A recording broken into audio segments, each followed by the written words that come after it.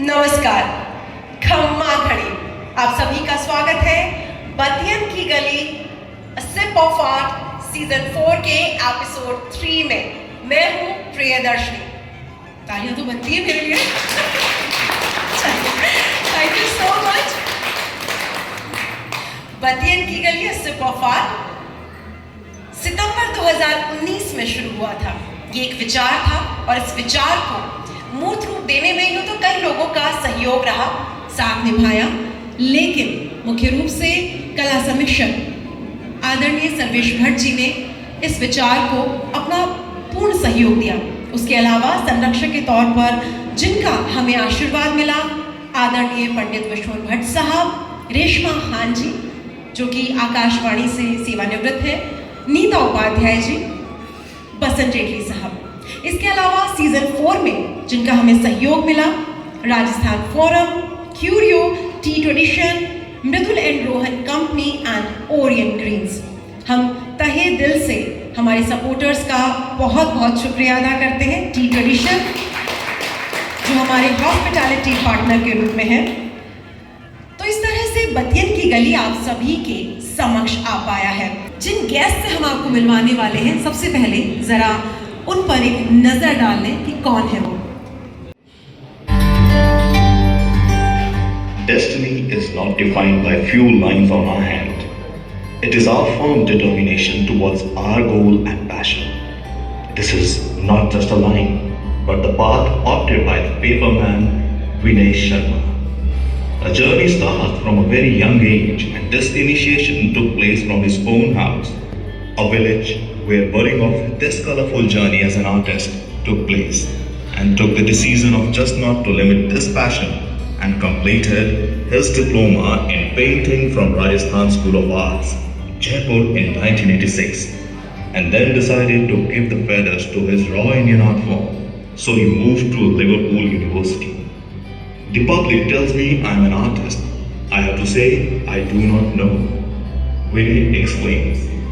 The theatre of life Vinay is a part of includes the village of Lalsot in Rajasthan where he grew up. It is a place he holds dear, and where old doors, old chests and trunks, buildings and animals all represent a living context of continuity. With a painterly layering and scripting that describes pictorial universes, Vinay is building collages with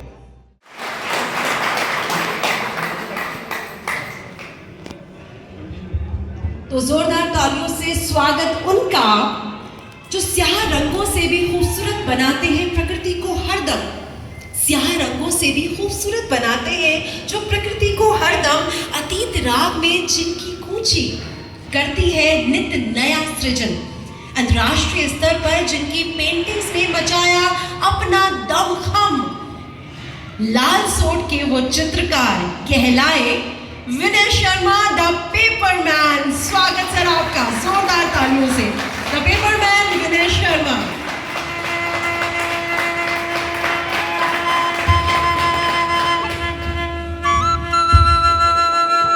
sir बहुत बहुत स्वागत है आपका। बहुत बहुत धन्यवाद। कैसे हैं आप? बिल्कुल ठीक, और आज तो और भी ठीक हो गया जब स्वजन एक जगह से मिलते हैं तो बस फिर तो खुशी खुशी है।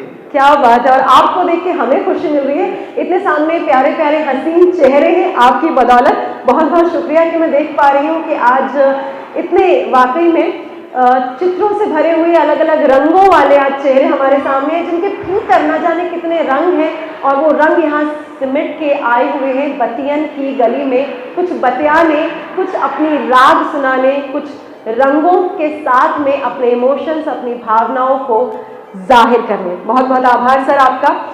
और अभी इतना खूबसूरत सा माहौल है कि मेरे पीछे गाने चल रहे हैं, पुराने गाने, और यहाँ पर मैं देख पा रही हूँ कि सर की कृतियाँ, सर का जो सृजन है वो हमारे सामने है। अभी हमने सर का सृजन एक और देखा। तो इस तरह से तो सर लालसोट से निकलकर पोलैंड, लंदन, कोरिया, कतर तक आपकी जो लाइफ है, आपकी जो जिंदगी है एक पेंटिंग की तरह है। तो अगर आपकी लाइफ को हम पेंटिंग माने तो उसका टाइटल क्या रखेंगे? टाइटल है अतीत राग। अतीत राग क्या बात है। मैं यहाँ पर बता दूं, वैसे तो बहुत सारे लोगों को पता होगा अतीत राग। सर के आप अगर घर में गए हो तो सर की बहुत खूबसूरत सी गैलरी है। आप आम शब्दों से म्यूजियम कह सकते हैं, लेकिन हमारे लिए अतीत राग है, क्योंकि वहाँ पर वाकई में एक एक इमोशन, एक एक जो वस्तु रखी है वो एक अपनी बात, एक अपनी कहानी बयां करती है, और इसीलिए शायद वो नाम रखा गया है अतीत राग। तो सर कैसे शुरुआत हुई, कहाँ से एक कलाकार आपके अंदर जन्मा? जन्म लेते ही जब आपकी स्मृतियाँ शुरू होती है जी, जब आपका सोच शुरू होता है, शुरुआत तो जैसे बच्चे होते हैं खेलना कूदना, उस समय का माहौल कुछ अलग था।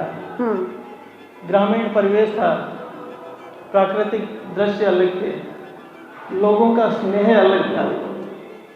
कई चीज़ें हैं जो उस समय बालपन में भरती गई, खासकर दृश्य केवल प्राकृतिक नहीं जी, जो सामाजिक दृश्य होते थे जिनसे संस्कार डेवलप हुआ करते थे जी, वो चीज़ें मैंने बचपन में देखी और सीखी। पहले पढ़ाई कि LKG UKG नहीं होती थी जी। आपको पंडित जी के यहाँ जाना होता था, जो मैं बार बार कहता हूँ, कई बार मैंने जिक्र भी किया है। और पंडित जी के यहाँ एक बच्चे को तख्ती तैयार करनी होती थी और खड़िया से उस पर लिखना होता था, काजल से आप उसको काली करते। जी। एक छोटा बच्चा हाँ। जब इस चीज़ में तल्लीनता से, तो उसको नया सृजन करने की अपने आप ही उपज शुरू हो जाती थी। तो हो सकता है कि वहीं से कहीं कहीं कला के कोई कण मुझ में आने लगे जी। और मैं, हालांकि उस समय जब बच्चे होते हो आपको पता नहीं होता आगे जाके क्या होना होता है, क्या कोई बहुत ज़्यादा आप सिंसियर भी नहीं होते हो, केवल खेलने कूदने के दिन होते हैं। एग्जैक्टली। पर वहाँ से कहीं न कहीं थोड़ा थोड़ा मन में कला के प्रति कोई रुझान आया। अच्छा, कहा जाता है कि जो कलाकार होता है वो बचपन से ही थोड़ा सा अलग किस्म का होता है, तो घर वालों को कब ये लगने लगा कि ना जी ना, ये डॉक्टर नहीं बनेगा बल्कि ब्रश पकड़ेगा, ये कब लगने लगा? उस समय का जो सामाजिक परिवेश कहें वो बिल्कुल अलग था। हाँ। लोगों का मानना था कि समाज में इज्जत केवल डॉक्टर और इंजीनियर की या चार्टर्ड अकाउंटेंट हो जाए तीसरे नंबर पर, तो समाज में एक इज्जत उन्हीं लोगों की है। चित्रकार तो दोयम दर्जे का माना जाता था कि ये तो बिल्कुल, यही सोचकर साइंस मैथमेटिक्स मुझे दिला दी 9th में, दिला दी गई, और सोचा कि बच्चा इंजीनियर बन जाएगा। माहौर स्कूल में मैं पढ़ता था जी। 4वीं 5वीं 6वीं 7वीं ठीक ठाक था पढ़ने में, तो सोचा। पर जब स्कूल जाता था, स्कूल का समय 7 बजे होता था। मेरे मित्र आए हुए हैं यहाँ, संजय लोहाड़िया, वो बताएंगे। सुबह 6 बजे मैं पहुँच जाता था और 1 घंटा तेजगढ़ जी डंडिया वहाँ संरक्षक थे। मैं सुलेख जितने भी बोर्ड थे स्कूल क्लासरूम के आगे, वहाँ सुविचार लिखा करता था। ये मेरी ड्यूटी थी, और चारों तरफ बॉर्डर्स पे उसको डिज़ाइन करके, और रोज़ तो ये मेरी ड्यूटी होती थी। तो रुचि कला में थी, साइंस मैथमेटिक्स दिला दी। 9वीं में पास हो गया, 10वीं में भी पास हो गया। पर 11वीं में जाते जाते मैंने कहा कि मेरा इसमें मन नहीं है, मैं कला की ओर जाना चाहता हूँ जी। और सहर्ष परिजनों ने स्वीकार किया। सुखद ये रहा कि उस समय मेरे गुरुजी डॉक्टर विद्यासागर जी उपाध्याय और मेरे पिताजी एक ही स्कूल में, दरबार स्कूल में थे। तो उनको भी कला, आपकी प्रतिष्ठा और वो सब उस समय थी, तो उनको लगा कि कला में भी कहीं न कहीं भविष्य हो सकता है। तो उन्होंने फिर मेरा एडमिशन स्कूल ऑफ आर्ट्स में दिला दिया। तो ये मेरी एक कला में आने की कहानी जी। तो मतलब इस तरह से आपको आपके गुरुओं का सानिध्य मिला, उनका आशीर्वाद मिला। ये बहुत अच्छी बात है कि सहज रूप से पेरेंट्स मान गए कि नहीं, साइंस स्ट्रीम से हटके तुम कला में आ जाओ। एक्चुअली सर, अगर आप उस समय की जब बात करें, मुझे याद है मेरे भाई को भी, गगन मिश्रा को भी साइंस स्ट्रीम दिला दी गई थी, उनसे चली नहीं, उन्होंने कॉमर्स ले लिया था और उसके बाद फाइनली वो आर्ट में आ गए। तो लेकिन उस समय ये एक बहुत बहुत बड़ी बात होती थी कि साइंस स्ट्रीम छोड़ के बच्चा कला की तरफ जा रहा है और पेरेंट्स सहज उसको स्वीकार कर लें। आज आप विनय शर्मा हैं, द पेपरमैन। अब ये जो द पेपरमैन है, ये इसकी कहानी, ये मिस्ट्री क्या है, ये जानना चाहते हैं, कहाँ से आया ये शब्द? ये न तो द है और न मैन है बीच में पेपर जरूर आता है। अच्छा। तो पूर्ण रूप से ये एक विचार है, और एक ऐसा विचार जो समाज में ले जाने का प्रयास करता हूँ। दो तीन चीज़ें हैं। एक तो हमारे हाथ से लेखनी छटक गई है, लेखनी छूट गई है, लिखना हमने बंद कर दिया है, और उसकी वजह से दिमाग में जो हमारे रेखाएं बनती थी वो रेखाएं बनना बंद हो गई। दिमाग टाइप करते करते ठक ठक ठस्सा होता जा रहा है। मेरा ये मानना है कि अगर आपको अपनी लय लौटानी है जी, तो रोज लिखना, चाहे एक पेज ही लिखें जरूर। उससे आपकी स्मृतियाँ भी आएंगी जो हम खो रहे हैं अभी। हमें टेलीफोन नंबर अपनी पत्नी का याद नहीं होता, तो ये कई चीज़ें हैं। नहीं, वो तो फिर भी वहाँ पे तो फिर भी आपको छूट मिल सकती है, लेकिन बाकी जगह नहीं मिल सकती है। वहाँ पे तो छूट मिल जाती है जो हम ले लेते हैं आसानी से। कितने लोग हैं यहाँ पे जो छूट ले लेते हैं कि पत्नी का नंबर याद नहीं है? कितने लोग छूट ले लेते हैं? हाथ खड़ा कर लीजिए। वो देखिए पीछे से हाथ खड़ा हुआ रोहन, और जरा खड़े हो, शक्ल भी अच्छा संजय साहब, संजय भाई साहब, ठीक है। विद्यासागर सर, आपके साथ भी हुआ कभी कि पत्नी का नंबर याद नहीं है? अब नहीं याद तो है ही नहीं, ठीक है। अच्छा, कितनी पत्नियां हैं जिनको पति का नंबर याद नहीं है? हाथ खड़ा कर लीजिए। ये देखिए, ये सुमन गौड़ होंगी पक्का। जी हाँ, वही है, डेफिनेट। और भी पीछे से एक हाथ खड़ा हुआ है। हाँ, ये मिसेस रोहन जी, क्या बात है। मतलब दोनों हस्बैंड वाइफ को एक दूसरे का नंबर याद नहीं है, चलिए, लेकिन बाकियों को नंबर याद है, ये अच्छी बात है जी। तो ये हम तो इसलिए ये एक विचार चलता है। कुछ समाज में एक आदमी तो परिवर्तन नहीं कर सकता है, ये तो पूरा एक समूह की आवश्यकता होती है। पर मेरा मुख्य उद्देश्य यही है कि हम लिखना नहीं छोड़ें, लिखें। और दूसरा क्या है कि पेपर रिसाइकल होता है, फिर अपने उस फॉर्म में आता है। मेरा ये है कि ये सब परिवर्तनशील है हमारा, हर चीज़ में परिवर्तन होता है। तो ये दो तीन चीज़ों को लेकर मैंने एक मुहिम शुरू की, अपने आप को पेपर के साथ ढाला और सोचा कि मैं ये संदेश दूँ कि भारतीय आध्यात्म, भारतीय चिंतन जी में कितनी गहराइयाँ थी, कितना लोग लिखते थे, और वही है जो हम चल रहे हैं अभी। उसको बचा के रखो, लोगों के सामने ले जाओ। तो भारतीय चिंतन और आध्यात्म को लोगों के सामने दिखाने का एक नज़रिया मैंने बनाया, पेपरमैन बनकर। पेपर के माध्यम से, जैसा कि अभी हम देख पा रहे हैं कि हमारे सामने एक कृति है, पीछे भी आपने एक नॉर्मल आम भाषा में इसको शायद हम स्टैचू के रूप में कहेंगे, लेकिन आपने इस पे कलाकृति दी है। ये मैनिक्यून है, पर इसको मैंने अपने रूप में ढालने का प्रयास किया है। ये बेसिकली मेरी कॉस्ट्यूम्स हैं जिनको पहनकर मैं चलता हूँ, सब जगह जाता हूँ जहाँ भी मेरे शो होते हैं। तो एक बार जब पहन लेता हूँ तो फिर मैं इनको पहना देता हूँ जी, ताकि ये मेरा प्रतिनिधित्व अभी भी और मेरे बाद भी करते रहे। क्या बात है। मतलब ये सर के वो कॉस्ट्यूम्स हैं जिनको पहनकर ये कला को लेकर जा रहे हैं अंतर्राष्ट्रीय स्तर पर। और इस तरह से एक अच्छी बात है कि कुछ नया, क्या जिसको हम प्रयोगवादिता कहते हैं, इन्होंने अपनी कला में नई प्रयोगवादिता शुरू की, जिसका उदाहरण, जीता जागता उदाहरण हम सामने देख पा रहे हैं। आपने राजस्थान स्कूल ऑफ आर्ट्स की बात करी, क्या कभी ऐसा लगा कि यार ये लाइन गलत खिंच गई है, अब इसको कैसे सुधारा जाए? मेरे कहने का तात्पर्य है कि कभी आपको ऐसा लगा कि मैं क्षेत्र बदल लिया जाए? कोई भी लाइन गलत नहीं होती है, चाहे कहीं से भी शुरू हो, कहीं भी अंत हो। हमारे अंदर के जो विचार हैं वो गलत होते हैं, रेखाएं कभी गलत नहीं होती जी। पहली बात। दूसरा, जब मैं स्कूल ऑफ आर्ट्स में मैंने दाखिला लिया, प्रथम वर्ष की बात है, 1980-81 की बात है। पहले दिन जब क्लास में गया, हल्की स्मृतियों में है, वहाँ मैंने देखी कि कहीं धर्मेंद्र का चित्र लटक रहा है, कहीं हेमा मालिनी को लगा रखा है, किसी और हीरोइन का, अजीब से चित्र थे। तो मैंने सोचा कि कला शिक्षा क्या यही है क्या? हाँ। क्योंकि उस समय हॉबी क्लासेस चला करती थी और वो सारे वहाँ लगे हुए थे।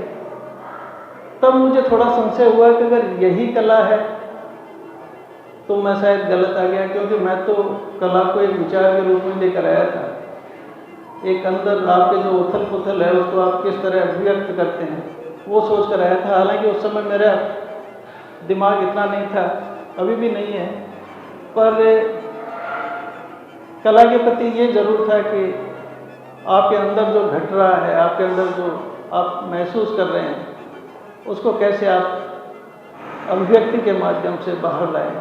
तो यही मेरा प्रयास था। तो स्कूल ऑफ आर्ट्स में शुरू में मुझे थोड़ी सी तकलीफ हुई, तकलीफ क्या, केवल सोचने की तकलीफ थी, लेकिन उसके बाद जब वहाँ गुरुजनों का सानिध्य मिला और कुछ सीखने को मिला, समझ डेवलप हुई, एक दृष्टि मिली, क्योंकि चित्रकार तो अपनी दृष्टि के पीछे ही नाचता है, कूदता है, वो दृष्टि मुझे वहाँ से मिलना शुरू हुई और उस दृष्टि को मैंने फिर आत्मसात किया मेरे मन के साथ और फिर कुछ जो मन में आया वो रचने लगा, वो करने लगा।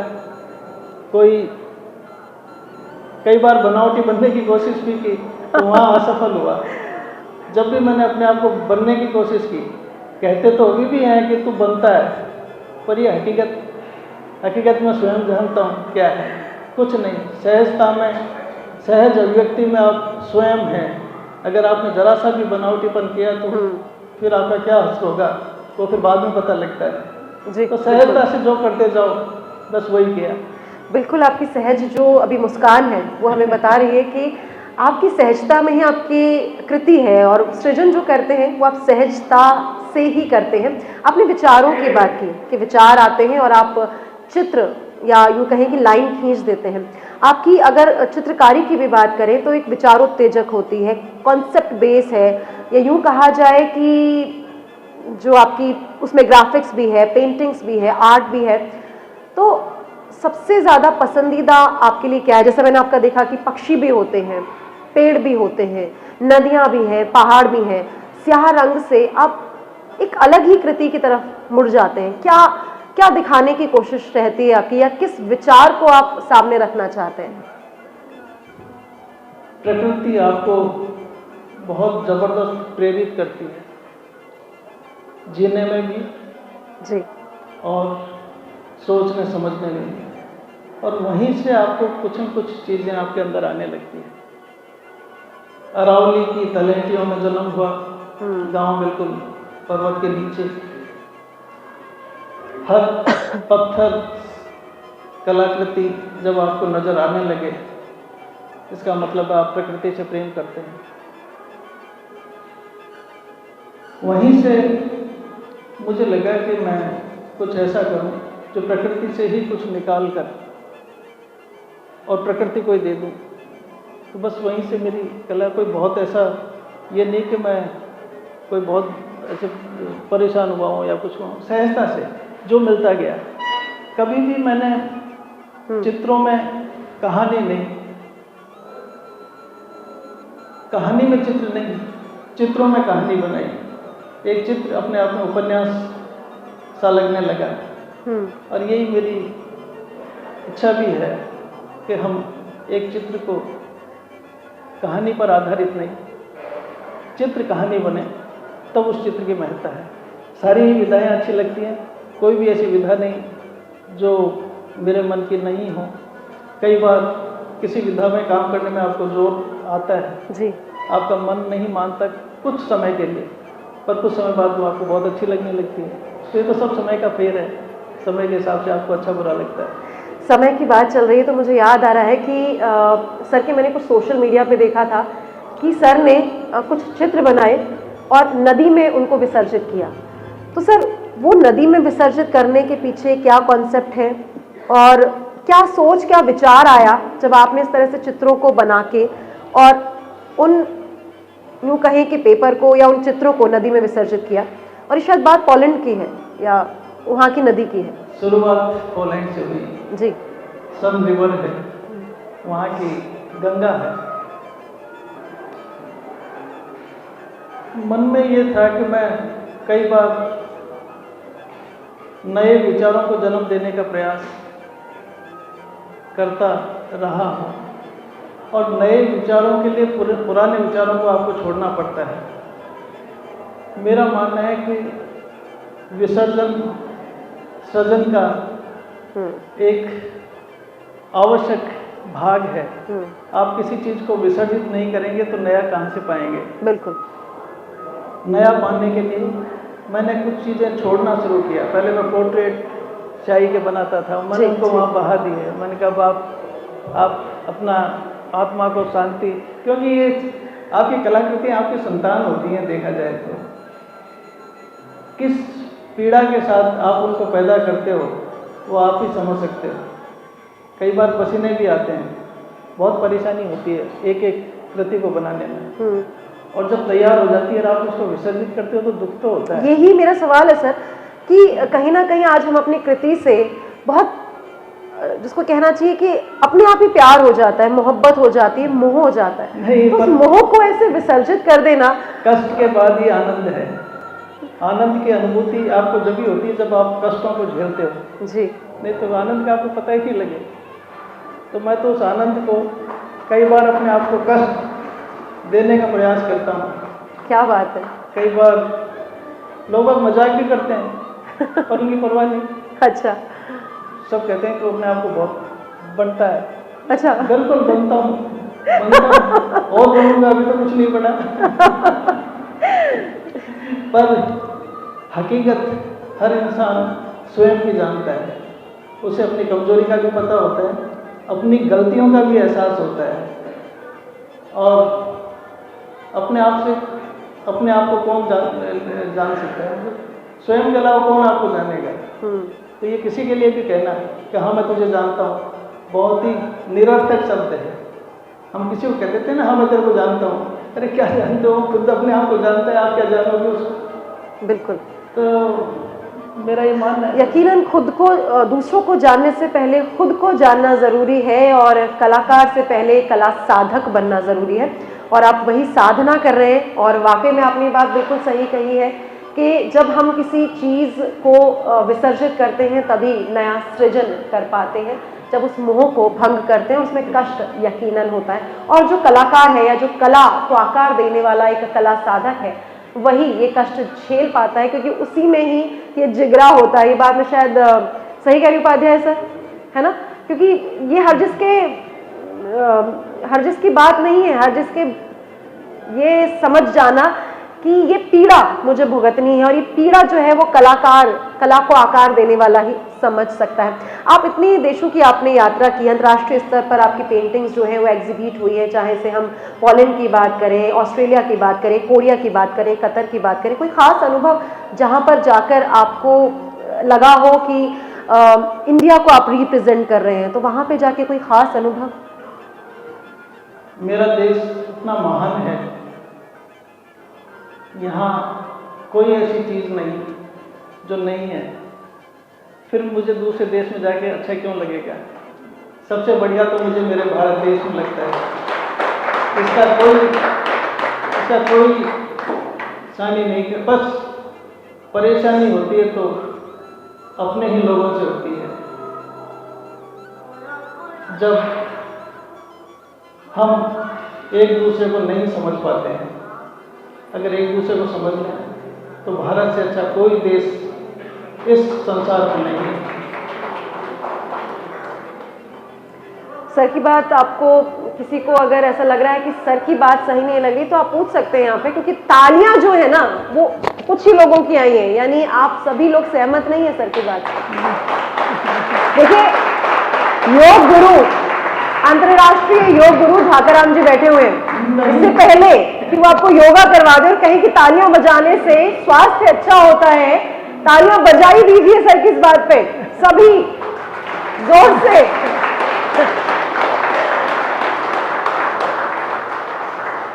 प्रियदर्शनी जी, तालियां कभी भी सहमति नहीं होती हैं। जी, मैं बिल्कुल सहमत हूँ इस बात से। जी, आंतरिक आवाज़ है ना, मन की आवाज़, वो मुझे सुनाई दे जाती है।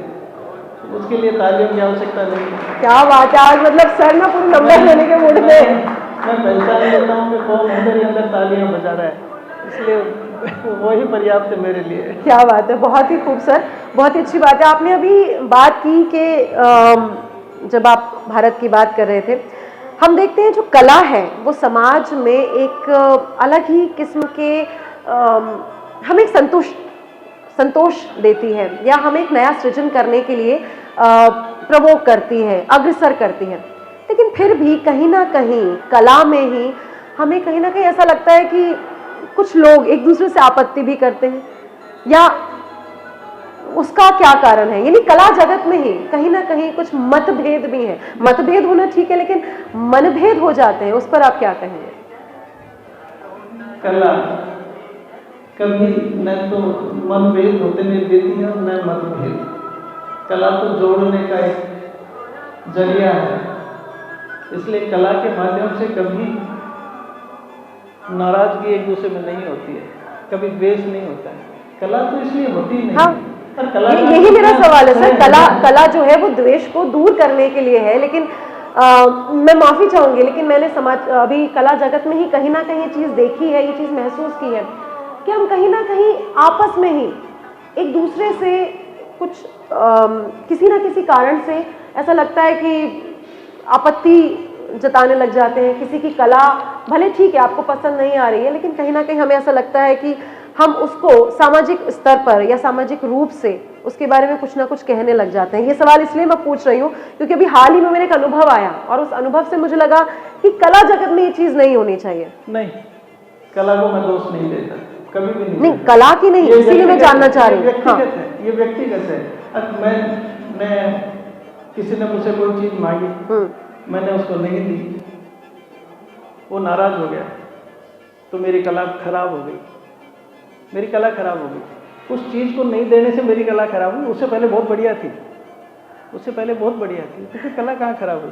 कला तो बढ़िया थी। वो तो व्यक्तिगत कोई ऐसा कारण बन गया जिस कारण से दुश्मनी हो गई, और दुश्मनी होने से उसकी कला खराब हो गई। कला का क्या दोष है इसमें? ये सबसे बड़ी समस्या है हमारे समाज में है, हम लोगों में है। अगर ये चीज दूर हो जाए, कला का सम्मान करो, कला का आदर करो। व्यक्तिगत जो आप मन के भेद की बात कर रहे हो, मन भेद है वो अपनी जगह है, कला अपनी जगह है। क्यों कला को बीच में लाते हो? क्यों कला को बदनाम करते हो? आप कला को बदनाम कर स्वयं बदनाम हो रहे हो। तो कला तो मतलब एक ऐसी चीज है जो समाज को सुसज्जित करती है, समाज के लिए प्रेरणा है, समाज को जोड़ने का काम करती है। कला ने कभी समाज को नहीं तोड़ा। कला के माध्यम से लोग बाग आपस में एक दूसरे से जुड़े हैं। दुर्भाग्य है कि कला में व्यक्तिवाद जब हावी हो जाता है, हम व्यक्तिवादी चीज़ों को उसमें लाते हैं, तो आपस में मतभेद शुरू होते हैं, फिर मनभेद हो जाते हैं, और फिर लड़ाई झगड़े होते हैं, और फिर आना जाना बंद कर दिया जाता है। नुकसान किसका होता है? उस व्यक्ति का जिसने बंद किया। नुकसान हमारा नहीं होता है, कला का नुकसान नहीं होता है। वो स्वयं अपना नुकसान कर रहे हैं तो करने दो, ये तो चलता रहेगा। तो महाभारत से लेकर अब तक है जी। अभी आपने समाज को जोड़ने की बात की, तो यहाँ पर हमसे जुड़ रहे हैं संजय लुहाड़िया जी, जो कि सिविल इंजीनियर हैं और आर्किटेक्ट हैं, और हमारे विनय जी के खास दोस्त हैं संजय लुहाड़िया जी। संजय चौथी पांचवी छठी सातवीं महावीर स्कूल, ये बचपन का मेरा ऐसा दोस्त है जिसका कलाकारों को भी मालूम नहीं है, पर हमारी रोज मुलाकात होती है, रोज हमारी बातें होती है। और संजय के साथ जब मैं होता हूँ तो मैं अपने आप को 8 साल का, 10 साल का, 15 साल का पाता हूँ, और हम दोनों ऐसे ही बातें करते हैं। तो हमारा बचपना मैं 61 साल का हो गया, पर इसकी वजह से मैं अभी भी वही 15 साल का हो जाता हूँ जब हम आपस में मिलते हैं। संजय, क्या बात है, शेयर कोइंसिडेंस है कि हम दोनों का 61 साल में दोनों हो गए। दोनों 61 साल के हैं। इसी बात पे हम आपसे ये जानना चाहेंगे कि इन्होंने अभी आपके लिए जो वक्तव्य दिया कि मैं जब संजय से मिलता हूँ तो मुझे बहुत अच्छा लगता है, या मैं इतने साल का वापस अपने उस बचपन में लौट जाता हूँ, जवानी में लौट जाता हूँ, आपके साथ भी ऐसा होता है या आपके साथ कुछ और फीलिंग आती है? मेरे को तो इसको देख के बहुत सहजता महसूस होती है जी। बहुत ही सरल स्वभाव का है। और right from the school days जो हम स्कूल में थे तो स्कूल की जो हमारी जो बातें होती थी, जो हमारे खेल कूद होते थे स्कूल में, जैसे बास्केटबॉल ग्राउंड था जी। बास्केटबॉल ग्राउंड को हम फुटबॉल ग्राउंड में हम लोग पत्थर से फुटबॉल खेला करते थे उस पे। ठीकरियों से पत्थर से फुटबॉल, क्या बात है, ये बच्चे अगर सुन रहे हैं तो ये अभी नया इजाद करेंगे, पत्थर से फुटबॉल। और अच्छा, कोई ऐसा वाकया बचपन का, आपके स्कूल डेज का या उसके बाद का, कि जब आपके लिए मतलब लगाओ कि यार ये कैसा इंसान है, किस तरह का इंसान है, और आप बहुत हतप्रभ रह गए हों, कभी कोई ऐसा वाकया? ऐसा तो मुझे कोई वाकया याद नहीं है, लेकिन हाँ हमने अच्छा समय व्यतीत किया स्कूल में। किस तरह का समय, कोई ऐसी यादगार आपकी दोस्ती की घटना? दोस्ती की घटना तो एक जब हम स्कूल में जैसे टिफिन होते ही करते थे, जी। हमारे स्कूल के बीच में एक ग्राउंड हुआ करता था, बैठ के खाना खाते थे। हाँ कोने में हमारे एक नया प्रयोग किया था हमारे स्कूल वालों ने कि भाई एक वहाँ पर कुछ समय से वो आप अपने आप कैसे करो, आपके ऑनेस्टी आपकी हाँ। ईमानदारी उसमें कैसे करो, मैं जितने का सामान रेट आपको दे दूँ, हाँ जो लोग जी जी। पत्थर ढूंढते थे। अच्छा, पत्थर पतला सा, अच्छा जी। और उस गवर्नमेंट आके समोसा लेके तो किसी बदमाशी जी, सहज तो थी, लेकिन ऐसी चुनौती ये क्या एज रही होगी इस समय? छठी सातवीं, मतलब वही 12-13 साल, 11-12 हाँ, साल के 11-12 साल। पर दिमाग हो सकता वो दिमाग तभी चलता है जब हमें कुछ ऐसी हरकतें करनी होती है ना, दिमाग वहाँ चल जाता है हमारा। तो ये आइडिया कौन देता था, आप या ये इनका आइडिया होता था? हम दोनों से बहुत सीधे थे।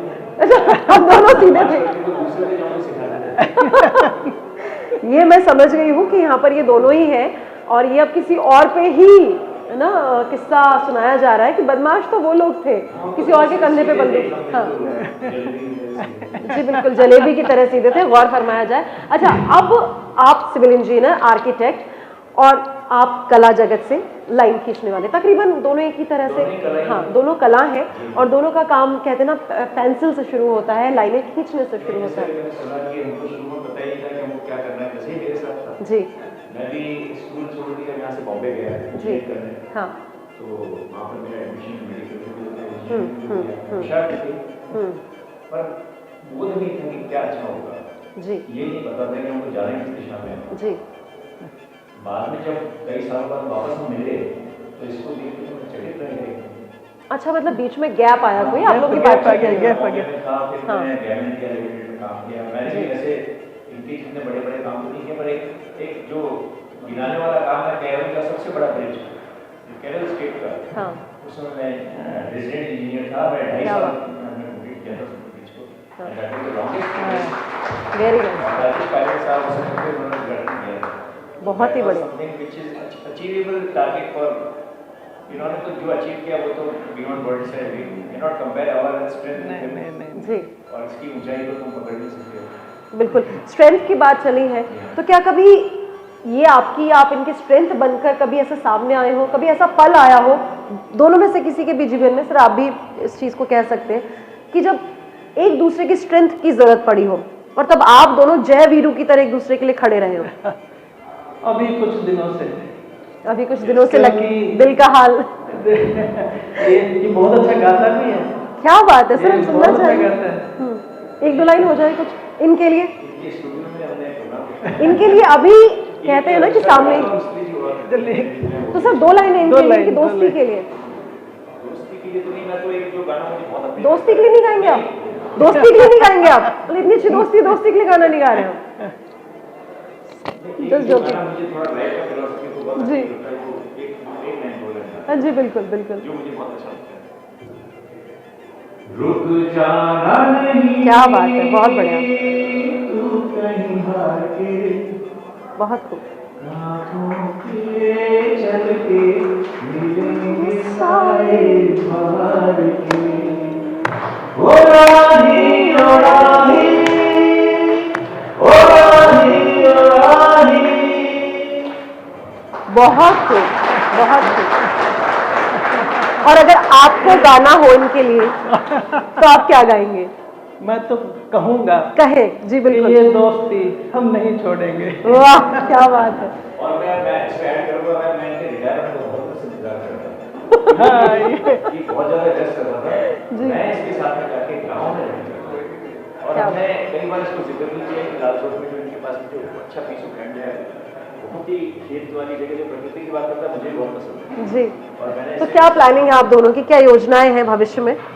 नहीं, बस कहीं दूर ऐसी जगह जहाँ हम जाके आप कह रहे हो ना, मन मुटाव ना हो, जहाँ प्रेम ही प्रेम हो, जी। सौहार्द हो, सब लोग आपस में मिलें जुलें। पता नहीं क्यों एक दूसरे से हम नाराज होते हैं। मुझे तो ये आज तक ही समझ में नहीं आता क्यों हम नाराज होते हैं। अरे एक दूसरे की प्रगति से खुश हो, एक दूसरे का साथ दो, अपना साथी आगे बढ़ेगा, हम भी आगे बढ़ेंगे, सबको साथ लेके आगे बढ़ेंगे।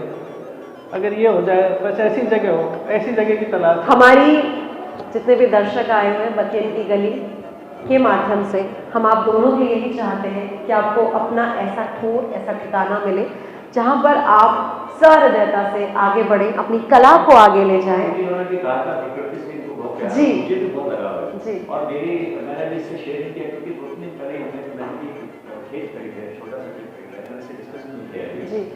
और मैंने बिल्कुल मन में विचार है कि इसी से वहाँ पर कुछ मतलब ऐसी चीज क्रिएट कराऊंगा कि वहाँ बैठ के उसका आनंद लें। क्या बात है, मतलब ये बात इन्होंने सामने रख दी है कि अभी तक इनके जहन में भी, इनके भी नॉलेज में नहीं है ना, आपने ऐसा कोई खेत खरीद लिया ये है। भी रिसेंट पास का डेवलपमेंट है। अभी हम लोगों की मुलाकात नहीं हुई थी, मैं भी थोड़ा ऑक्यूपाइड था। जी। तो बतियन की गली में खुलासा भी हुआ है, दर्शक हमारे सामने साक्षी है। बहुत अच्छी बात है। तो हमारी तरफ से आप दोनों को बेहद शुभकामनाएं कि आगे आपकी दोस्ती ऐसे ही बढ़े और नया सृजन करे आपकी दोस्ती। Thank you so much Sanjeev ji, thank you so much. साथी की बात चली है जी। Thank you Sanjay. Thank you Sanjeev ji, आप सिविल इंजीनियर। और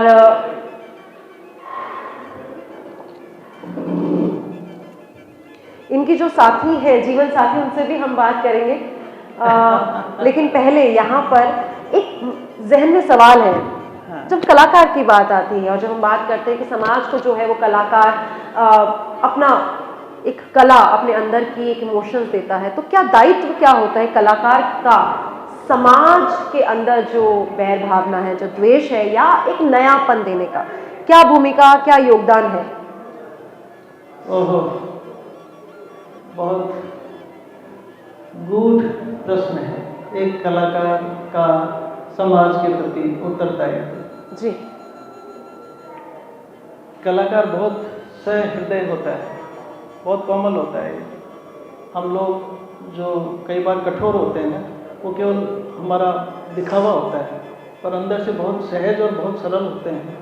हम ऐसा समाज चाहते हैं। और एक कला की ये वो भी है कि मैं पहले भी कह चुका हूँ, कला हम सबको जोड़ती है, जोड़ने का काम करती है। कला समाज में फैली हुई कुरीतियों को दूर करती है। कला जात पात भेदभाव से बहुत ऊपर है, उसका कोई वर्ण नहीं होता, कला का वर्ण रहित होती है। मेरा ये मानना है, मैं चाहता हूँ कि हम सब कला की इज्जत करें, कला को एक स्थान दें, तो निश्चित रूप से हमारा समाज खुशहाल होगा, समाज में सकारात्मक ऊर्जा आएगी, एक दूसरे की परेशानी, क्योंकि जो भाषा होती है वो भी एक कला है, कला का ही एक रूप है। तो मेरा ये मानना है कि कला के माध्यम से हम समाज में बहुत कुछ बदलाव ला सकते हैं, खासकर समाज को जोड़ने में। जो आजकल टूटने की व्यवस्था है उसे हमें दूर करनी है, और उसमें कला सकारात्मक रूप सकारात्मकता, सकारात्मक ऊर्जा प्रदान करती है। विनय सर, समाज की बात हो रही है और मैंने देखा है, बहुत सारे लोगों ने भी देखा है, अपने समाज का एक हिस्सा यूं कहे कि पूरा का पूरा एक युग आपने घर में एक कोने में सजा रखा है, या उसको पूरा एक आपने जगह दे रखी है अतीत राग के रूप में।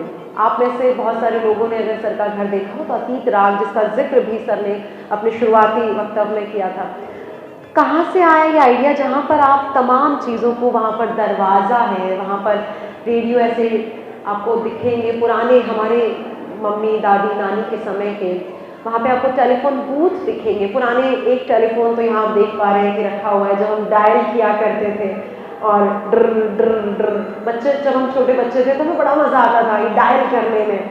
और सर के घर में जाएंगे तो पुरानी घड़ियाँ भी हैं, कैसेट्स का दौर जो हमने देखा है, इस तरह की पुरानी चीज़ें जो हमें उस युग से तारुफ करवाती हैं। तो क्या वजह है, कहाँ से ये आइडिया आया, कहाँ से ये विचार पौधा आपके मन में? जब थोड़ी समझ डेवलप हुई तो मुझे लगा कि बिना अतीत को जाने हम अच्छे भविष्य की कल्पना नहीं कर सकते। हम चाहे कितने ही ऊंचे हो जाएं, कितने ही बड़े बन जाएं, पर जो सुनहरा समय वो था, चीज़ों में कितनी कलात्मकता हुआ करती थी। एक गिलास देखो, उसमें भी नक्काशी हुआ करती थी, जिसमें हम पानी पीते थे, पानी का स्वाद डबल हो जाता था। थाली में चित्रकारी हुआ करती थी। रेडियो एक खूबसूरत बोलता हुआ मूर्ति शिल्प हुआ करता था, पूरे घर को संयोजित कर देता था, किसी की आवश्यकता नहीं होती थी। रेडियो जोड़ने का काम करता था। 100 लोग एक जगह इकट्ठे होते हैं, आज के युग में टेलीफोन लेकर कोने में जाके बात करते हैं। ये युग आ गया, ये परिवर्तन है। मेरा मानना है कि हम उन पुरानी चीज़ों से कुछ सीखें, अपने आप को जोड़ने का प्रयास करें जितना हो सके। टूट तो रही हैं, कोई बचाने वाला नहीं है, फिर भी ये चीज़ें ऐसी हैं जो मुझे ऐसा लगता है जैसे हमें जोड़ रही है। तो मैंने सोचा क्यों न मैं एक ऐसा अतीत राग स्टूडियो के रूप में बच्चों के लिए, खासकर हमारी नई जनरेशन को दिखाने के लिए, कि ये तपी हुई चीज़ें जिन्होंने जीवन को कितना खुशहाल रखा था उस समय, कितना जीवंत था उस समय समाज, वो सारी चीज़ें इस भौतिक युग में, सुख साधन सब हैं आपके पास, बस नहीं है तो एक खुशी, एक प्रसन्नता। सुख साधन आवश्यक है कि प्रसन्नता आवश्यक है। ये सब हम सब के सोचने की बात है। मेरा उद्देश्य केवल इतना ही है कि देखो, पहले वो एक चीज़ संयोजित करती थी सबको, आज टेलीविज़न सपाट, हर चीज़ सपाट। पहले टेलीफोन, समय की कीमत बताते थे। अब 3 मिनट बात करनी है, बाद में इतना पैसा लगेगा। आपकी बोली की वैल्यू थी, आज अपनी वैल्यू खत्म कर रहे हो। आधा एक घंटा बात करते हो टेलीफोन पे, कहाँ रहेगी आपकी? आप झूठ बोलते हो और वो झूठ आपकी घूमती रहती है ब्रह्मांड में। आप अपनी हैसियत खत्म कर रहे हो। इन सब चीज़ों को दिखाने के लिए भावी पीढ़ी को, अब देखो, ये था हमारा उस समय का उन्नत समाज। आप आज कहते हो हम उन्नति की ओर हैं। बैठो हवाई जहाज में, मरो, कौन मना करता है? पहले बैलगाड़ी में जिंदा तो रहते थे।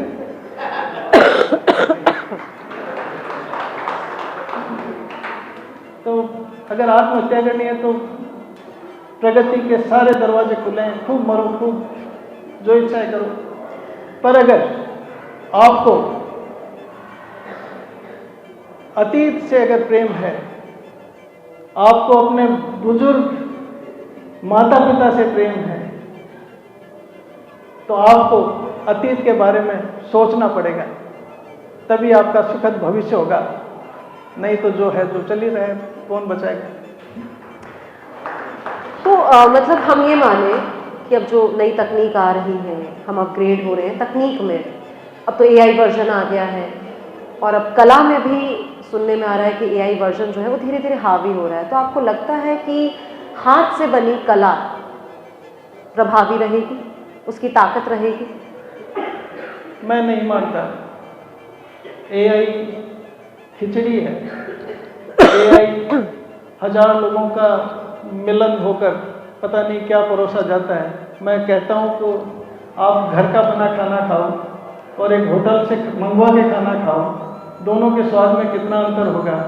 आपका मन उसी से भरेगा जो घर पे बना है।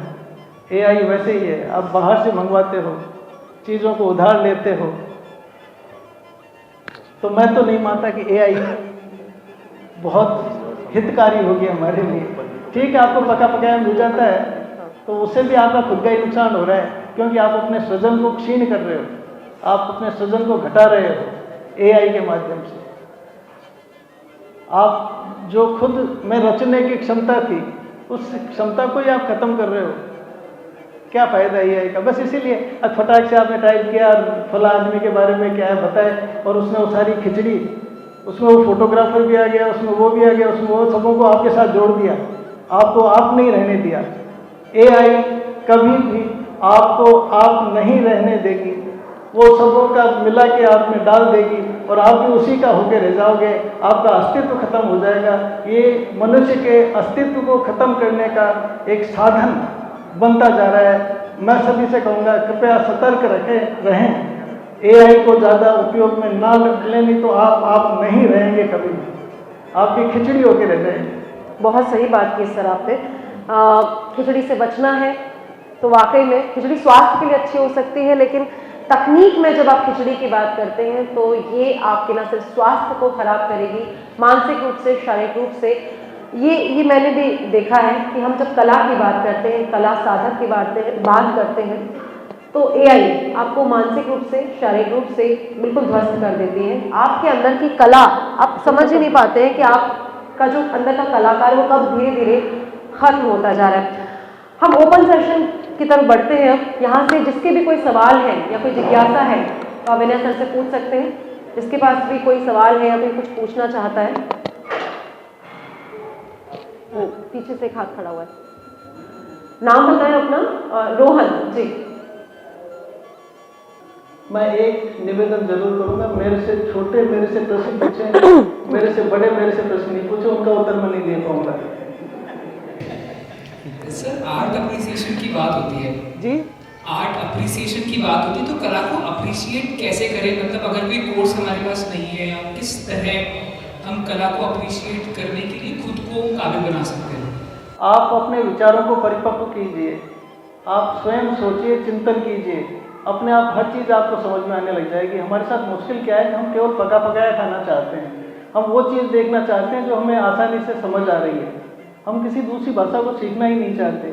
वो सबसे बड़ी समस्या है, सबसे बड़ी समस्या है, और उसका मूल कारण है कि हमारे बच्चों को वो शिक्षा नहीं दी जाती है। इसलिए आप ये प्रश्न कर रहे हैं। अगर आपने बचपन में सब कुछ पढ़ा होता या सब कुछ सोचा होता तो आज ये प्रश्न आप नहीं करते। जी, कोई और सवाल किसी और का?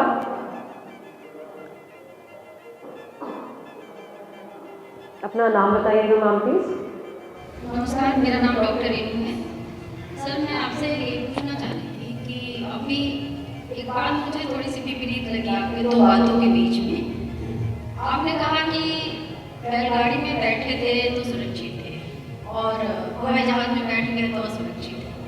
लेकिन अगर ये कलाकार आज नाम पा रहा है, जैसे आपके बारे में भी बोला जाता है, आप बाहर गए हैं, बाहर के देशों में आपके एग्जीबिशंस हुए हैं, तो बिना हवाई जहाज के कैसे संभव है? तो इस पर थोड़ा सा अपना, मतलब ये थोड़ी सी मेरे लिए दुविधा वाली बात है कि आप कहना क्या चाह रहे हैं। नहीं, बिल्कुल सही कहा। सबसे पहले तो मुझे डॉक्टरों से बहुत डर लगता है।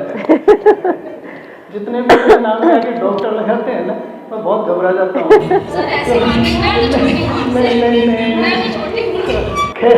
खैर वो है। मैं बैलगाड़ी में बैठा हूँ इसलिए मैं हवाई जहाज की बात करता हूँ। अगर मैं बैलगाड़ी में नहीं बैठा होता तो मैं सीधे हवाई जहाज की बात करता। पहली बात, मैंने हवाई जहाज की बात इसलिए की कि मैंने हल भी चलाए हैं, मैंने खेत भी जोते हैं, मैंने पाणक भी किया है, इसलिए मैं हवाई जहाज की बात करता हूँ। हवाई जहाज। और दूसरी बात, मैं कभी भी मैं बड़ा हूँ ये मैंने मेरे शब्दों से नहीं कहा है ना, ये इन्होंने कहा है। मैं नहीं मानता हूँ बड़ा, मैं कभी नहीं पहचान, बिल्कुल नहीं, उस पहचान को पहचान नहीं माने आप। वो हवाई जहाज के कारण नहीं हुई है, वो पहले यहाँ बनी है, इसलिए मैं हवाई जहाज में बैठा हूँ। ऐसा लगे तकनीकी मैं जवान भी होता है। हवाई जहाज में मैं इसलिए बैठा, और पहले मैं बैलगाड़ी में बैठा था। मेरा मानना ये है कि हर आदमी मेरे को- हिसाब से यहाँ पर ये हर है आदमी कि को- हाँ, हर आदमी को सहजता से हर चीज़ की वैल्यू समझनी चाहिए। आवश्यकता है, बिल्कुल हवाई जहाज में बैठना चाहिए, बिना हवाई जहाज के नहीं होता है। ये मैं वो नहीं कह रहा हूँ, पर मैं कह रहा हूँ कि उसको जब अन्यथा आप लेंगे, उसको आप किसी हेतु से नहीं जोड़ेंगे, तो फिर वो आपके लिए नुकसानदायक होगी, फिर वो खतरनाक होगी। यानी कला के लिए तकनीक का इस्तेमाल उतना ही होना चाहिए कि वो जितना आपकी उसकी कला, आवश्यकता। हाँ, कला के लिए जितनी आवश्यकता है, कला को वो पतन की ओर ना लेकर जाए। अलका राव जी, सीनियर रंगकर्मी। जी मैम। नमस्कार। डॉक्टर अलका राव जी, मैं डॉक्टर कहने से डर रही थी। असल में सबसे पहले तो आपको और आपकी कला को नमन। इसके बाद मैं कुछ दुविधा में पड़ गई हूँ, कुछ उलझन में हूँ मैं, इनफैक्ट इमोशनल उलझन में हूँ। मैं पूछना चाहती हूँ, आपने अभी ये कहा था कि नव सृजन के लिए विसर्जन आवश्यक है।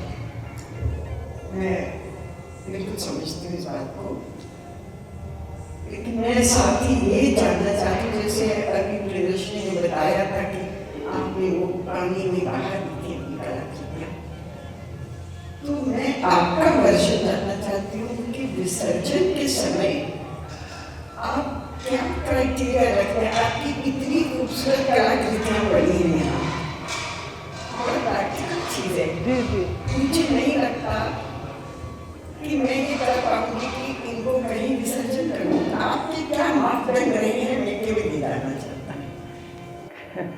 आपका स्वाभाविक प्रश्न है, कई लोगों ने किया है। मुझे भी कष्ट होता है, मैं उस दौर से गुजरता हूँ, पर मैंने दूसरा शब्द और कहा था, कष्ट के बाद आपको एक आनंद की अनुभूति होती है। जब आपका वो कष्ट दूर होकर उससे अच्छी कृति के लिए वो आपको कुछ दे जाता है। जाने वाला अगर आपको कोई अच्छी चीज़ देकर जाए तो उसका जाने का गम आपको नहीं होता है कभी भी, बशर्ते कि आप उसके बाद अपनी यात्रा को सकारात्मक रूप से आगे बढ़ाते रहे, तब आपको कष्ट नहीं होगा। अगर आपने वहीं बंद कर दिया, उसको बहा दिया और उसके बाद कुछ नहीं किया, फिर आपके लिए वो दुखदायी है। ऐसा नहीं करना चाहिए। ये मेरा पूर्ण रूप से व्यक्तिगत मामला है, इसको मैं ज़्यादा सार्वजनिक भी नहीं करता हूँ। ये मेरे अपने लिए मैंने किया है, मुझे मेरा ऐसा मानना है, मैं सबों को ये राय नहीं देता हूँ। मैं आपकी इस भावना का आदर कर रही हूँ।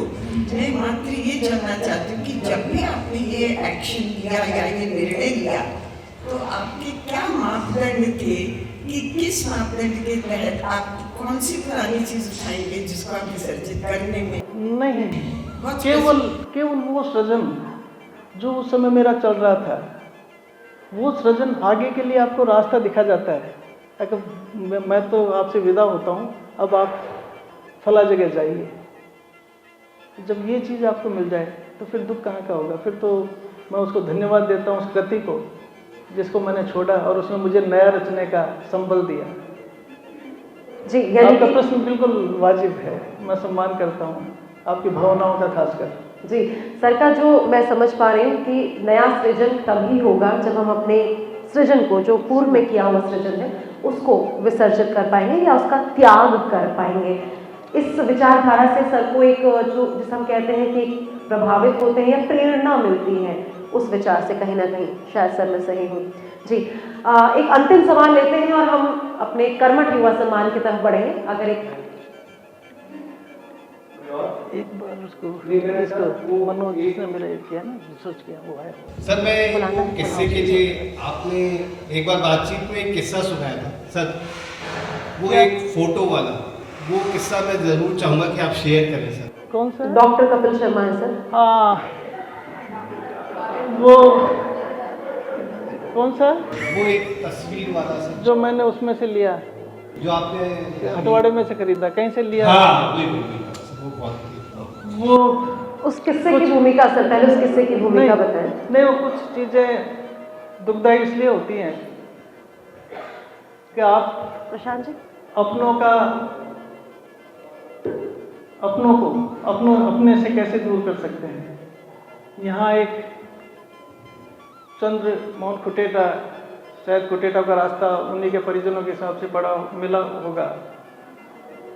उनका एक चित्र मैंने हटवाड़े में से एक ठेले पे से खरीदा, पूरा एक बंडल, और उस चित्र के पीछे लिखा हुआ था, बहुत अच्छा माउंट किया हुआ चित्र, मुरारजी देसाई का चित्र भी उनके साथ था उसमें।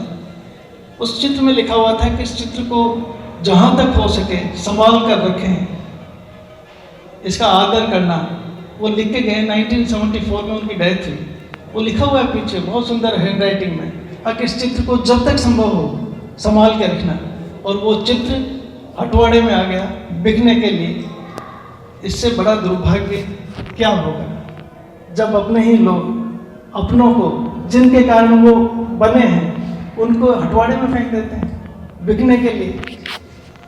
घर में अगर कोई भी ऐसी चीज़ है, आप उसको संभाल के रखें, उसका सम्मान करें। एक दिन वही चीज़ आपके घर की सबसे पूजनीय जगह होगी। आपको ऐसा लगेगा घर से जब बाहर जा रहे हैं तो वो आपको आशीर्वाद दे रहे हैं। मैंने घर में एक स्मृति का कोना बनाया है इसीलिए, जहाँ मैं मेरे माता पिता जी की, उनकी यादों को संभाल कर रखता हूँ। वो मुझे ऐसा लगता है जैसे ये मुझे आशीर्वाद दे रहे हैं। और उन्हीं की वजह से मैं और मेरे तीनों भाई, हम दोनों भाई, हम एक ठीक ठाक स्थिति में समाज में हैं। ये हमारे उन माता पिताओं का संस्कार कहें या उनका हमारे प्रति जो भी था।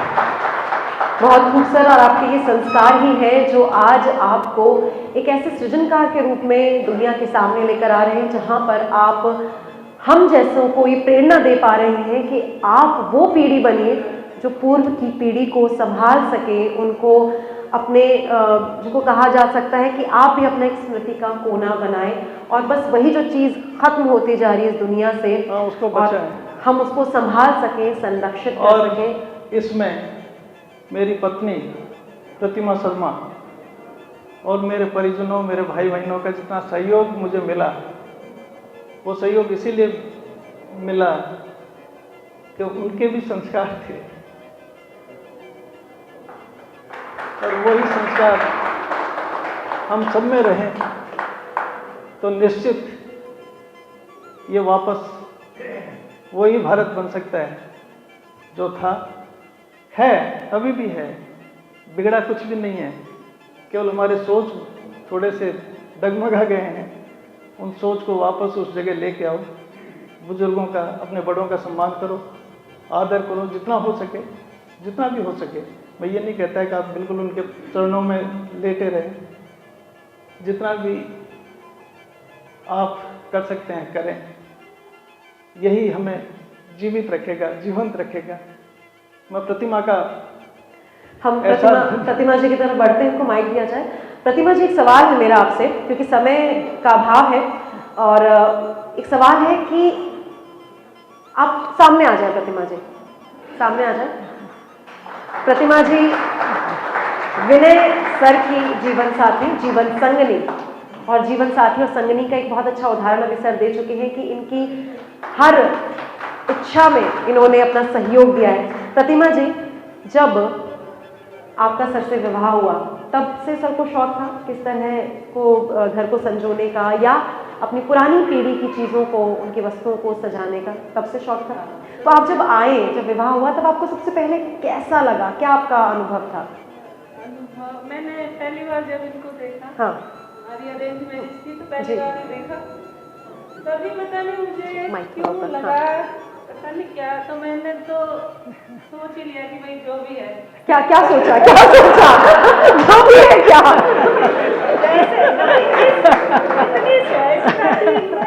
मुझे समझ नहीं आया।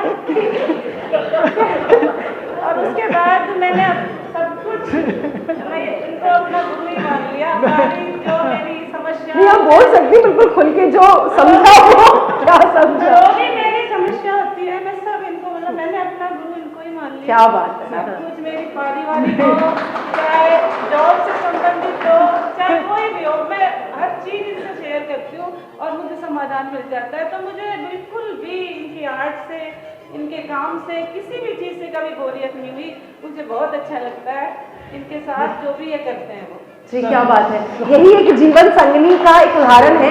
आप खुद भी जॉब में हैं, देखिए आप खुद भी जॉब में हैं, दूसरे विषय से हैं, लेकिन फिर भी कला को कितनी अच्छे से बखूबी समझकर आप अपना जो धर्म है वो निभा रहे हैं। और शायद यही भारत की जड़ों में, मूल में ये बात है कि आप चाहे हम पुरुष की बात करें या महिला की बात करें, जीवन साथी की जब बात आती है तो वो अपने कर्तव्यों का पूर्ण रूप से निर्वाह कर सकते हैं। वहीं पर सफल जोड़ा या वहीं पर सफल जीवन साथी की एक परिभाषा जो है इसको पूर्ण किया जाता है।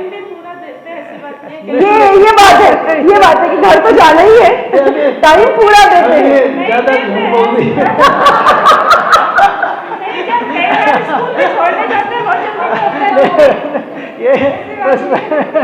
ये बचाव किया जा रहा है, ये झूठ बोलती है कई बार।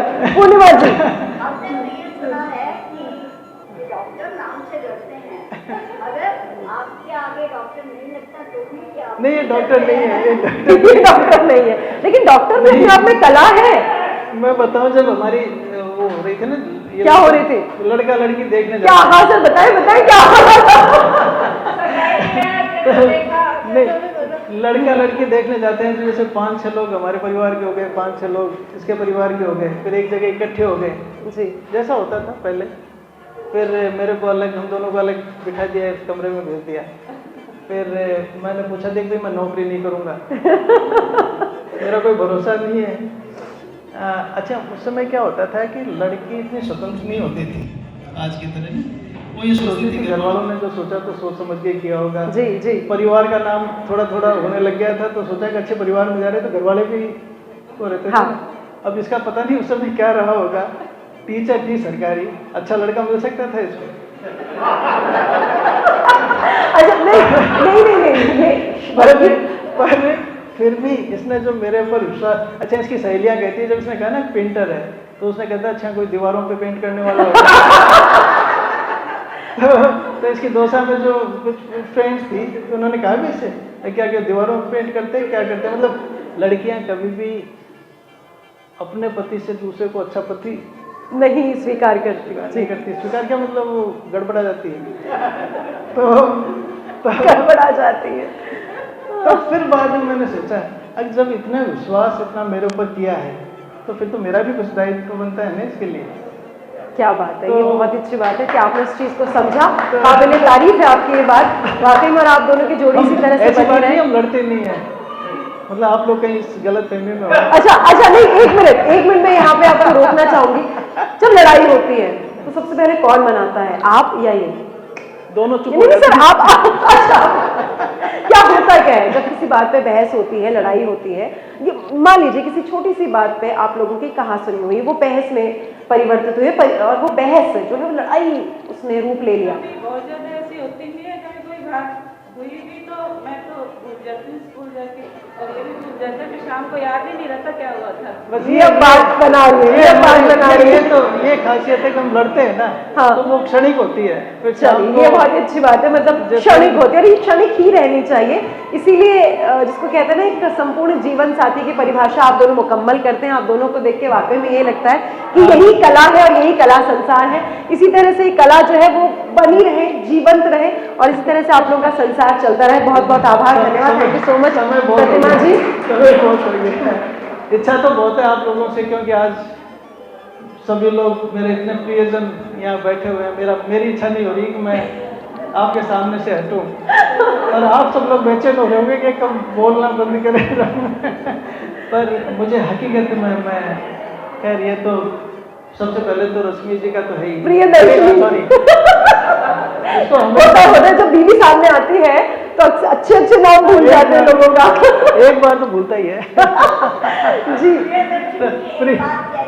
जी बिल्कुल। आपने इसके बारे में कई बातें बताई जी, पर आप ये बताइए कि ये बहुत अच्छे एक्टर। इन्होंने एक फिल्म में मुझे इनके बारे में बहुत सारी चीजें ऐसी हैं, लेकिन क्या करें बच्चे की करें का हमारा जो समय है ना, हम इसलिए समय को ऐसा रखते हैं कि आगे के लिए कुछ बातें रहनी चाहिए। लेकिन जब डॉक्टर की बात चली तो फिर यहाँ एक संवाद तो बनता है और फिर हम बढ़ते हैं हमारे कर्मठ युवा सम्मान की तरफ। एक कोई संवाद जो अब क्योंकि उन्होंने भी मोहर लगा दी है आपकी अभिनयशीलता पर, तो कोई एक संवाद हो जाए।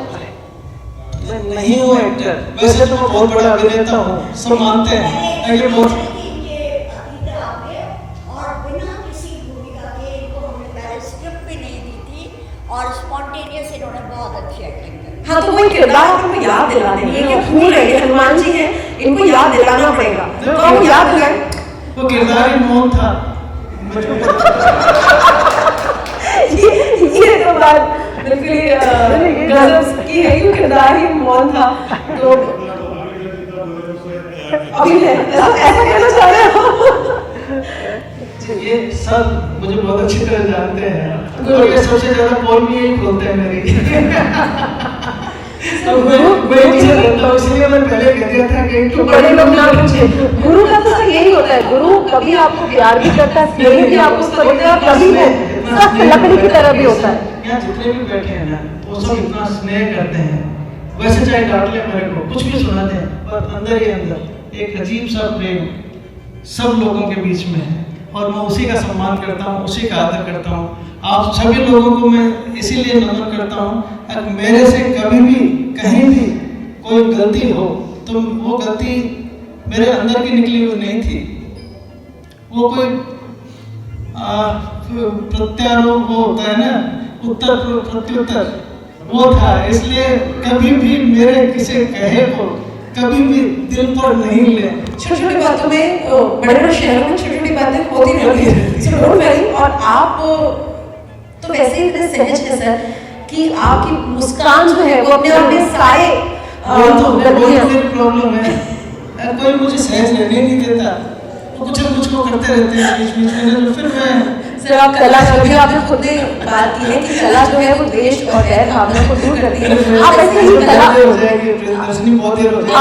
कलाकार बने रहे, हम दिल से यही चाहते हैं, बच्चे की गली यही चाहते हैं कि फिर से हम बतियाएं आपके साथ में, तो कुछ तो रहना चाहिए, कुछ तो मलाल रहना चाहिए कि ये चीज तो रह गई।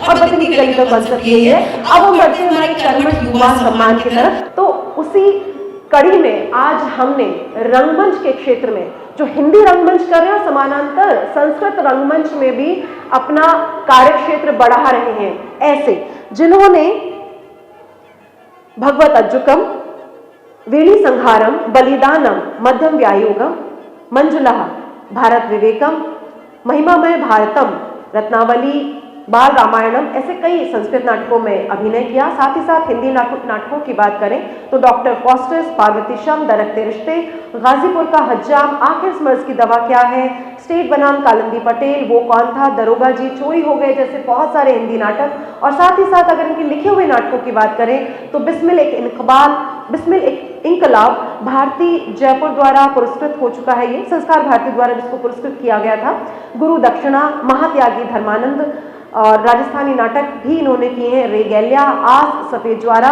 कई वेब सीरीज इन्होंने की है, राजस्थान क्राइम इन्होंने किया है, राजा जी मैक्स प्लेयर पे इन्होंने किया है, राष्ट्र की दुकान, ये इनके अभिनीत वेब सीरीज है। साथ ही साथ इन्होंने निर्देशन भी किया है। बिस्मिल एक इनकलाब का निर्देशन इन्होंने किया, गुरु दक्षिणा, महात्यागी धर्मानंद, बाल चरितम संस्कृत नाटक, भारत विवेकम और पंचरात्रम जैसे तमाम नाटकों का भी इन्होंने निर्देशन किया। कई ऑडियो बुक्स भी हैं जो इनकी आवाज में आप सुन सकते हैं। तो ऐसे अर्जुन देव हिंदी रंगमंच और संस्कृत रंगमंच के कर्मठ युवा, हम इनको बुलाना चाहेंगे और कर्मठ युवा सम्मान से आज इनको नवाजना चाहता है बतिया की गलियत से पौपार अर्जुन देव। सर, आपके कर कमलों से हम चाहते हैं कि हमें सम्मान मिले। आप लोग सब सीनियर लोग हैं। विद्या सर, आपसे भी गुजारिश, आपके कर कमलों से भी इनको ये मिल जाए, दोनों संयुक्त रूप से ये सम्मान इनको दें। आए अर्जुन। मैं उधर तो नहीं। अरे विनय सर आए, विनय सर आए। नाथुलाल सर आप भी आ जाए। विनय सर, नाथुलाल सर संयुक्त रूप से। सागर जी हैं उधर, सागर जी के ये अर्जुन के लिए भी काफ़ी अच्छा रहेगा कि उनको नाथुलाल सर और विद्यासागर उपाध्याय सर की तरफ से उनके कर कमलों से ये सम्मान दिया जा रहा है।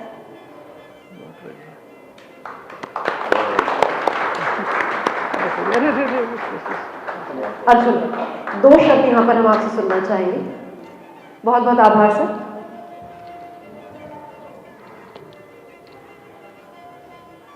वाचिकं भुवनं यस्य आंगिकं भुवनं यस्य वाचिकं सर्वभंगं आहार्यं चंद्रतारं नमः सात्विकं शिवम्। अत्र वार्ता विधि मैं कहूँगा प्रिय में वार्ता विधि में कहूँगा क्योंकि संस्कृत से जुड़ा हूँ। बतियन की गली वार्ता विधि में आप सभी पधारे महानुभाव, कला मर्मज्ञों, मेरे बंधुओं, मेरे साथियों, अग्रजों और आप सभी की गरिमा में उपस्थिति में परमपिता परमेश्वर भगवान नटराज, नाट्य शास्त्र के प्रणेता भरत मुनि और मेरे गुरुजनों और माता पिता और बंधुओं के आशीर्वाद से आप सभी की गरिमा में उपस्थिति में मुझे अयोग्य को इस योग्य समझा, इसके लिए मैं आप सभी का हृदय से धन्यवाद देना चाहूँगा और आज इस सम्मान को प्राप्त करने के बाद इसके योग्य बनने का प्रयास करूँगा। यहाँ से प्रेरित होकर और अच्छे काम करूँगा। संस्कृत भाषा में, हिंदी भाषा में, राजस्थानी भाषा में और अधिक कार्य करने का प्रयास करूँगा। और एक बार पुनः मैं वो तो बाद में कर लेंगे, अभी आपको सम्मानित कर पूरी टीम को हम एक बार विद्यासागर जी को वापस और जितने भी संरक्षक हैं उन सभी को अपनी ओर से बहुत बहुत धन्यवाद देना चाहूँगा। आप सभी का तहे दिल से शुक्रिया। जय तो संस्कृतम, जय तो भारत। के लिए एक उपहार स्वरूप हम विनय सर को दे रहे हैं। आप सामने देख पा रहे हैं ये कलाकृति, ये मृदुल एंड रोहन कंपनी के सौजन्य से हमें प्राप्त है। बहुत बढ़िया। और रोहन हमारे सामने, साथ ही साथ क्यूरियो के गगन मिश्रा। ये वुडन पे बनी हुई आर्ट बहुत ही बेहतरीन आर्ट है जिसको किशनगढ़ के कलाकारों ने बनाया हुआ है। विनय सर, आप तो इससे बखूबी बहुत बढ़िया, बहुत बढ़िया की तरह हमेशा मेरे साथ रहती हैं। और दीपक जी कहाँ रहे? दीपक मटोलिया टी ट्रेडिशन से, दीपक जी आ जाएं आप भी। हमारे युवा चित्रकार मनीष शर्मा जी जो आज के इस एपिसोड में हमारे साथ में रहे हैं। Deepak Sharma T tradition cafe से हैं आप, हमारे हॉस्पिटैलिटी पार्टनर। संजय, संजय आ जाओ तुम भी। रोहन, मृदुल एंड रोहन कंपनी से, रोहन आ जाएं। बहुत ही बढ़िया। गुरु और अमन, हमारी बैकबोन टीम, गुरु और अमन जो भी आज क्यूरियो परफॉर्मिंग आर्ट सोसाइटी से हमारे जो स्टूडेंट हैं वो भी आ जाए सामने।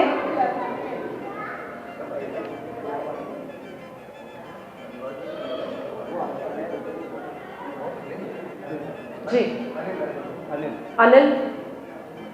अनिल जी, तो ये हमारी टीम जिसके माध्यम से सीजन 4 आपके सामने आ पा रहा है। मैं देख पा रही हूँ शिरीष जी भी हैं। शिरीष जी आप भी आ जाएं। शिरीष जी, रोलिका जी, हाँ रोलिका जी, शिरीष जी इधर आ जाए, शिरीष जी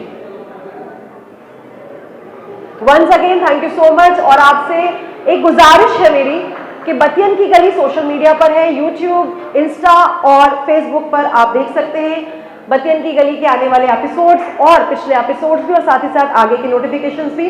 और साथ ही साथ आप में से कोई अगर संरक्षक के तौर पर या किसी भी सहायता के तौर पर हमसे जुड़ना चाहें तो हम खुले हाथों से आपका स्वागत करते हैं, अभिनंदन करते हैं। आप जैसे भी अपनी सहायता प्रदान कर सकते हैं बतियन की गली स्टेप ऑफ आर्ट को इस सीजन के अगले सीजन के लिए भी। प्रशांत शर्मा जो कि आप देख पा रहे हैं कि फोटोग्राफी में तल्लीनता से हमारी फोटोग्राफी ले रहे हैं हम सभी की। प्रशांत शर्मा आ जाएं आप भी। प्रशांत भाई कौन लेगा फोटो?